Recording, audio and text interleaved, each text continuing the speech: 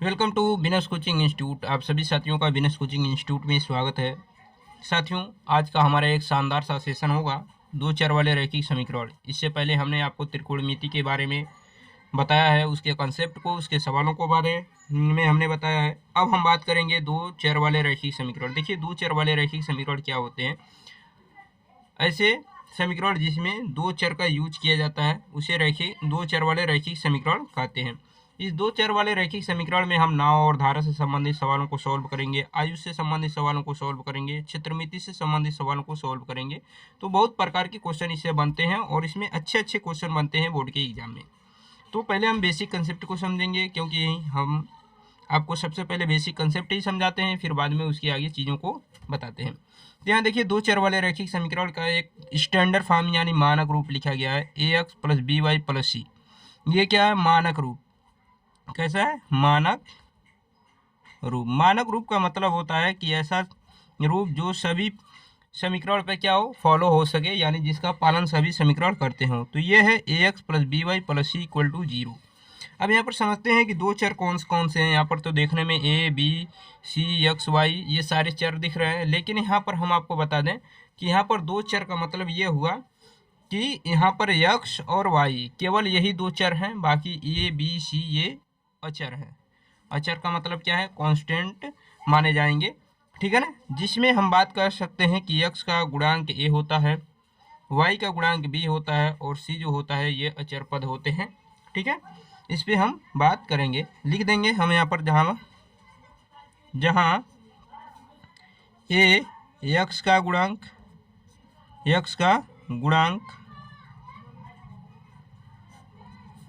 B Y का गुणांक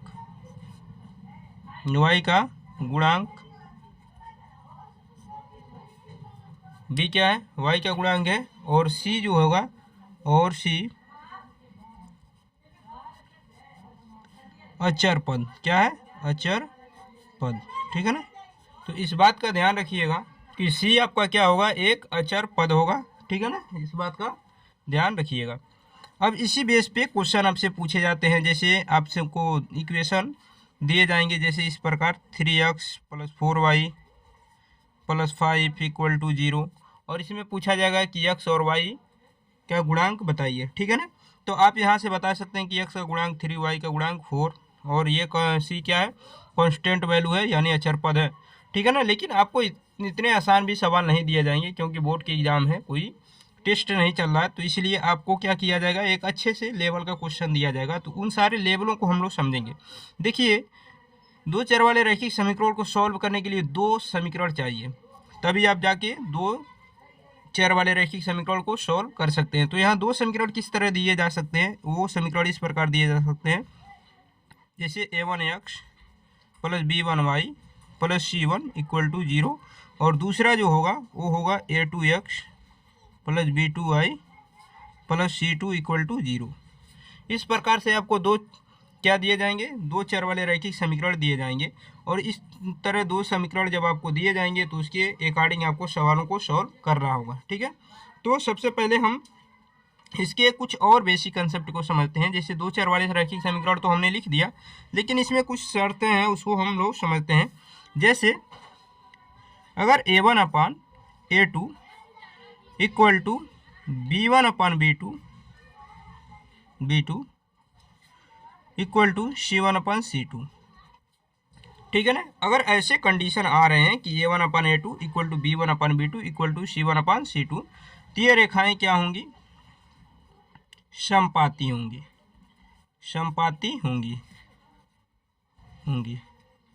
समपाती का मतलब क्या होता है? एक रेखा दूसरी हुई रेखा के ऊपर जाएगी। जैसे मान लीजिए कि ये कोई रेखा जा रही है, ये तो दूसरी क्या होगी कि इसी के ऊपर जाएगी, तो उसे हम कहते हैं समपाती रेखाएं, ठीक है ना। तो कंडीशन क्या है कि a1/a2 equal to b1/b2 equal to c1/c2, तो रेखाएं क्या होंगी? समपाती होंगी। अब इसके बाद बात कर लेते हैं कि अगर a1/a2 equal to b1/b2 not equal to c1/c2 होता है, तब नॉट इक्वल टू C1/C2 होता है, तो ऐसे कंडीशन में क्या होगा? तो देखिए जब A1/A2 equal to B1/B2 not equal to C1/C2, तो इस कंडीशन में रेखाएं समांतर होंगी, रेखाएं समांतर होंगी। क्या होंगी? समांतर होंगी, समांतर होंगी। तो जब ऐसे कंडीशन हो कि A1/A2 not equal to B1/B2 not equal to C1/C2, तो ऐसे कंडीशन में रेखाएं जो होंगी, जो दो रेखाओं के ये समीकरण दिए गए हैं, ये क्या होंगे? समांतर हो जाएंगे। ठीक है। तीसरी कंडीशन हम लोग समझते हैं। तो समांतर का मतलब क्या हुआ? जैसे एक रेखा जाएगी तो उसी के समांतर दूसरी रेखा जाएगी, ये कहीं पर मिलेंगी नहीं, तो इसे कहते हैं हम समांतर रेखाएं। ठीक है। अब तीसरा कंडीशन क्या होगा कि A1/A2 not equal to B1/B2, ठीक है ना, और नॉट इक्वल टू C1/C2, यानी कोई दो बराबर ना हो, यानी A1/A2 not equal to B1/B2।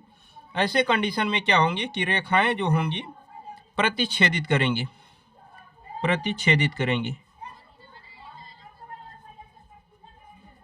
प्रतिच्छेदित करेंगी, यानी दोनों रेखाएं क्या करेंगी? प्रतिच्छेदित करेंगी। प्रतिच्छेदित करने का मतलब क्या है? एक दूसरे को काटेंगी। जैसे एक रेखा कोई ऐसी जाएगी तो दूसरी रेखा कोई ऐसी जाएगी, और ये किसी एक पॉइंट पे क्या करेंगे? प्रतिच्छेदित करेंगे, अर्थात किसी एक पॉइंट पे वो क्या करेंगी? काटेंगी। तो इसे हम कहते हैं प्रतिच्छेदित रेखाएं, और ये जो बिंदु होता है इसे हम कहते हैं प्रतिच्छेदित बिंदु। तो उम्मीद है कि ये चीजें आपको समझ में आ गई होंगी। उसके साथ साथ ये भी पूछा जाता है संगत और असंगत। तो देखिए जो संपाती होंगी ये संगत भी होंगी। क्या होंगी? संगत भी होंगी। संपाती जो होंगी वो संगत होंगी, और जो समांतर होंगी ये असंगत होंगी। इस बात का भी ध्यान रखिएगा। क्वेश्चन में ये भी पूछ लेता है कि निम्न में से कौन सी रेखाएं संगत हैं, कौन सी असंगत हैं। तो जो संपाती होंगी वो संगत होंगी, संपाती यानी साथ साथ चलेंगी तो संगत होंगी, और अगर समांतर होंगी तो कहीं एक दूसरे से टच नहीं करेंगी तो वो क्या होंगी? वो रेखाएं जो होंगी वो असंगत होंगी। ठीक है। तो उम्मीद है कि ये सारी चीजें कंसेप्ट आपको समझ में आ गया होगा। अब इस कंसेप्ट के बाद हम क्या करेंगे? क्वेश्चनों को सॉल्व करेंगे। ठीक है ना। तो क्वेश्चन कुछ इस प्रकार दिए जाते हैं। अच्छा एक चीज और बता दें हम आपको यहीं पर कि ये संपाती होंगी, तो संपाती होंगी तो इसके अनेक हल होंगे। क्या होंगे? अनेक हल होंगे, अर्थात अनंत हल होंगे। इस कंडीशन में, संपाती की कंडीशन में क्या होंगे? अनेक हल होंगे, अनेक हल होंगे। अनेक हल होंगे का मतलब क्या है? अनंत हल होंगे। ठीक है ना। समांतर होंगी तो कोई हल नहीं होगा, कोई हल नहीं होगा, हल नहीं होगा। देखिए कंसेप्ट को समझना बहुत जरूरी है। कंसेप्ट आप नहीं समझते हैं तो कोई भी सवाल आप अच्छी तरीके से सॉल्व नहीं कर सकते।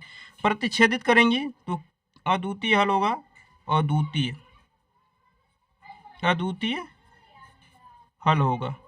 अद्वितीय हल होने का मतलब क्या हो? केवल एक। क्या होगा? केवल एक। केवल एक का मतलब यानी x और y के केवल एक एक मान आएंगे, उसे हम कहते हैं अद्वितीय, यानी कोई एक हल होगा। ठीक है ना। तो अब देखते हैं कि क्वेश्चन कैसे बनते हैं, इस पे क्वेश्चन कैसे पूछ लिए जाते हैं आपसे। तो क्वेश्चन हम यहाँ पर दे रहे हैं। जैसे यहाँ पर क्वेश्चन ये है, जैसे ये दिया गया है क्वेश्चन कि 5x - 4y + 8 = 0। ठीक है। और एक दूसरा इक्वेशन यहाँ पर दिया जा रहा है, वो क्या है?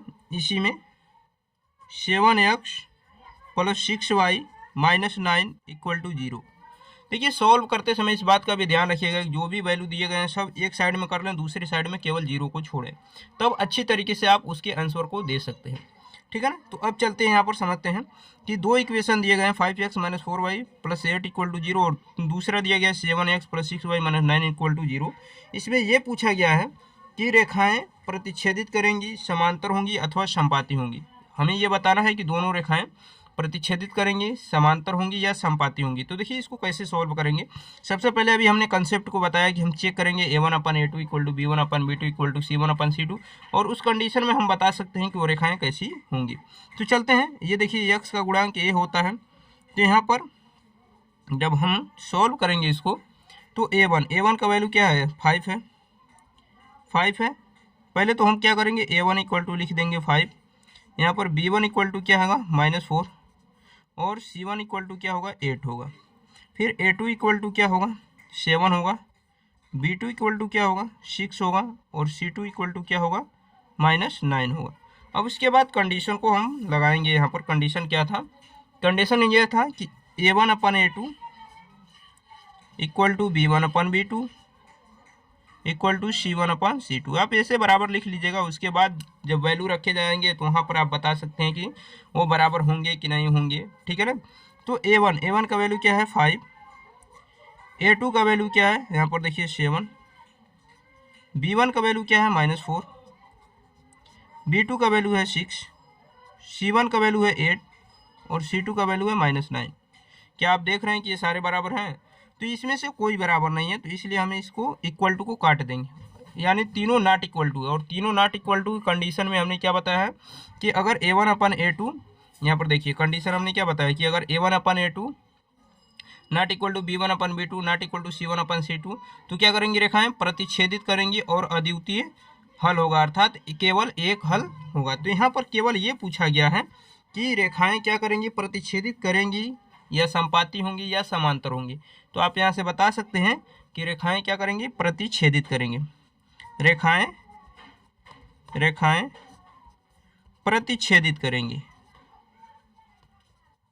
प्रतिच्छेदित करेंगी, ठीक है ना। तो इस बात का ध्यान रखिएगा कि ये कंडीशन प्रतिच्छेदित का है। फिर और भी क्वेश्चन है, उनको हम लेते हैं और समांतर की कंडीशन को देखते हैं। समांतर की कंडीशन को समझते हैं कि समांतर की कंडीशन क्या है। तो देखिए ये क्वेश्चन और हम लेते हैं। जैसे ये दिया गया है second 9x + 3y 9x + 3y + 12 = 0 और दूसरा इक्वेशन दिया गया है 80x + 6y + 24 = 0। अब हमें ये बताना है कि ये जो रेखाएं दी गई हैं ये क्या हैं, समांतर हैं, संपाती हैं या प्रतिच्छेदित करेंगी। तो अभी हमने चेक करने का तरीका बताया। क्या करेंगे आप, पहले सबसे पहले A1 = 9 लिखेंगे, B1 = 3 है और C1 = क्या है 12 है। फिर A2 = क्या है 18 है, B2 = क्या है 6 है और C2 = क्या है 24 है। अब क्या करेंगे आप, A1/A2 = B1/B2 = C1/C2 की कंडीशन को रखेंगे और देखेंगे कि वैल्यू क्या हो रहे हैं, बराबर हो रहे हैं कि नहीं हो रहे हैं, संपाती हो रहे हैं, समांतर हो रहे हैं, क्या हो रहे हैं। उन सारे कंडीशनों को हम यहाँ पर लगाएंगे। तो सबसे पहले आप वैल्यू को रख दीजिए। देखिए A1 का वैल्यू 9 है, A2 का वैल्यू क्या है 18 है, B1 का वैल्यू क्या है 3 है, B2 का वैल्यू क्या है 6 है, C1 का वैल्यू क्या है 12 है और C2 का वैल्यू क्या है 24 है। आप इनको कैंसिल करेंगे तो देखिए 9 × 1 = 9, 9 × 2 = 18, 3 × 1 = 3, 3 × 2 = 6, 12 × 1 = 12, 12 × 2 = 24, यानी सबके वैल्यू 1/2 आ रहे हैं। और 1/2 आ रहे हैं तो हमने एक कंडीशन क्या बताया है कि अगर A1/A2 = B1/B2 = C1/C2 तो वो क्या होंगी, संपाती होंगी, उसके साथ साथ संगत होंगी और अनेक हल होगा। तो लेकिन यहाँ पर केवल पूछा ये गया है कि प्रतिच्छेदित करेंगी, संपाती होंगी या फिर समांतर होंगी। तो आपको केवल यही बताना है कि रेखाएं संपाती होंगी। क्या होंगी, संपाती होंगी, ठीक है ना। तो इस बात का बहुत ध्यान रखना जरूरी है, क्योंकि बेसिक कंसेप्ट समझना बहुत महत्व रखता है। क्योंकि बेसिक कंसेप्ट अगर आप नहीं समझते हैं तो फिर क्वेश्चन में आपको मज़ा नहीं आएगा कि कौन सी चीज़ें कैसे हो जा रही हैं, क्या पूछ रहा है, आप इन सारी चीज़ों को लेकर कन्फ्यूज रहेंगे। देखिए ये तो दो तरीके आपने देखा, पहला देखा आपने कि प्रतिच्छेदित वाला, दूसरा आपने देखा संपाती वाला। तीसरा कंडीशन एक और हम आपको दिखाते हैं। वो तीसरा कंडीशन क्या है, देखिए तीसरे कंडीशन की अगर बात करें तो तीसरा जो है वो इस प्रकार है कि 6x - 3y + 10 = 0 और दूसरा इसका इक्वेशन है 2x - y + 9 = 0। अब इसको चेक करेंगे कि ये संपाती है, समांतर है या प्रतिच्छेदित करेंगी। तो सबसे पहले आप A1 का वैल्यू लिखेंगे 6, B1 का वैल्यू क्या होगा 3, C1 का वैल्यू क्या होगा यहाँ 10 है, फिर A2 का वैल्यू क्या होगा 2, B2 का वैल्यू क्या होगा यहाँ पर देखिए -1, कुछ नहीं है तो -1 है और C2 का वैल्यू क्या होगा 9 होगा, ठीक है ना। अब क्या करेंगे आप कंडीशन को लगाएंगे। कंडीशन क्या है कि A1/A2 equal to B1 upon B2 equal to C1 upon C2। इस कंडीशन को लिखिए और उसके बाद सॉल्व करने के बाद बताइए कि बराबर हैं कि नहीं है।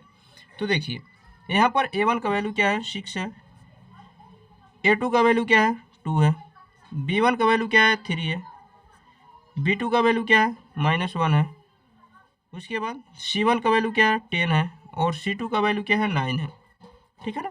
अब देखिए अगर आप इसको सॉल्व करते हैं तो 2 1 जा 2, 2 3 जा 6, यानी ये आया 3/1, ये आया -3/1 और ये है 10/9।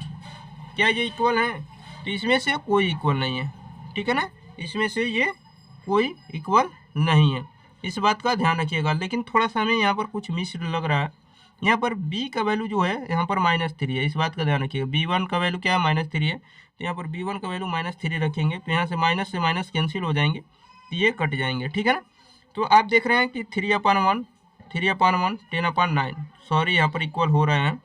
ठीक है ना, यहाँ पर इक्वल हो रहे हैं। एक बार हम यहाँ पर लिख रहे हैं 3, ये हो जाएंगे 3 और ये नॉट इक्वल टू 10/9। ठीक है ना, ये इक्वल हो रहे हैं क्योंकि माइनस यहाँ पर हमने छोड़ दिया था। तो ये देखिए कि A1/A2 इक्वल टू B1/B2, ये तो A1/A2 equal to B1/B2 equal हो रहे हैं, लेकिन नॉट इक्वल टू C1/C2। तो ये क्या हो रहे हैं? समांतर हो रहे हैं। तो लिखेंगे कि रेखाएं समांतर होंगी। रेखाएं क्या होंगी? समांतर होंगी। तो ये सारे कंसेप्ट हमने आपको बताया। देखिए कंसेप्ट समझना बहुत जरूरी होती है, क्योंकि बोर्ड के एग्जाम में कंसेप्ट पे आधारित ही क्वेश्चन पूछे जाते हैं। ऐसा नहीं कि कोई भी क्वेश्चन किसी भी तरह से पूछ लिए जाए, कंसेप्ट पे आधारित ही क्वेश्चन पूछे जाते हैं। तो इस बात का आप ध्यान रखिए, कंसेप्ट को अच्छी तरीके से समझिए। जो कंसेप्ट आपको समझ में ना आए, वीडियो को रिपीट करके देखिए। अगर उसके बावजूद भी समझ में ना आए तो आप कमेंट बॉक्स में हमसे पूछ सकते हैं। ठीक है ना। तो मिलते हैं नेक्स्ट वीडियो में, तब तक के लिए अपना ख्याल रखिए। अगर आप चैनल पे नए हो तो चैनल को सब्सक्राइब कर लीजिए। धन्यवाद।